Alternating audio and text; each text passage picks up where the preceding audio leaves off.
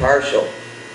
You'll probably never learn French after all, or read The Anatomy of Melancholy, or be able to identify the trees in Central Park, or knock out a song on a piano. That there are countries and even continents that you'll never visit. You realize, once you realize there are chances you'd never take and sacrifices you'd never make, you start to lose interest. You're just waiting to die.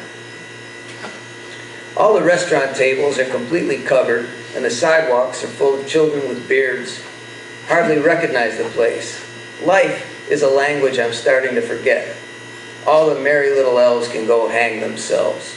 My faith is as cold as the clay. The traffic lights went vivid red, then green. The sky had emptied itself of day, but night hadn't come yet. A plane and its trail were enkindled up there. The plane, a scintilla, was so bright and so distinct that it took me a moment to remove it from something small and close up to something large and far away. It made its way in living silence across the sky, an open secret.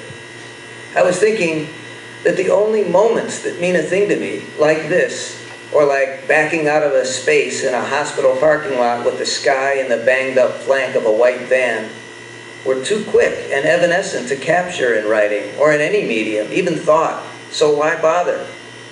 And then I was thinking, and yet, one Sunday I was in a rotten mood, one of my weekend spasms of disgust, hating myself and everything I've written, finding the medium itself crude and ineffectual and tiresome. I went to the Met. I forget what I went there to see, but I had to walk through the hall gallery upstairs, where there was an exhibit of Rembrandt etchings in honor of his 400th birthday. And there were landscapes and biblical scenes and historical tableaux. But the thing that caught my eye was a portrait of his mother, about 2 inches square. It was pen and ink, just a few lines, but the look on her face was so frank, and it was done with such directness and precision and honesty, and with such obvious love for his mother and for the truth of that moment and for the details of the world, that it changed my mood. It elevated me. It was a moment that hadn't escaped, this look that passed across a woman's face nearly 400 years ago. One moment that hadn't gone down the black drain of time. Score one for the artists, against death. I felt like I wasn't alone. There were artists all over the world and all down through time, and everyone was a part of the same effort, trying to capture the flash of a thought, a memory, a moment, whatever was ours to capture in the face of forgetting and death and oblivion.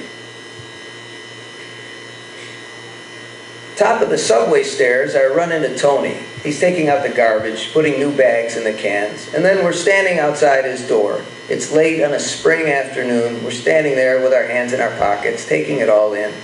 The people going by, and Kellogg's Diner, and the traffic, and the trees in McCree Park, which are new again, and the sky above the BQE. This light, this is the color of and yet. The color of everything outside what you've decided. It's outside of what you know. It's like creamsicle blue. It's not even a color. It's not so much a color as it's less a color than a bias. What is it that keeps going beyond the scope of belief and disbelief, illusion and illusion? It's not hope. It's life, I guess, which is everything except what you think it is. Everything except your idea of it. It's in the way all your ideas of what should and shouldn't be disappear in the flicker of a chain-link fence moving past you, or a flight of pigeons turning in the sky, or the stones doing rocks off. Any of these can catch you just right one day and contain all you care to invest it with.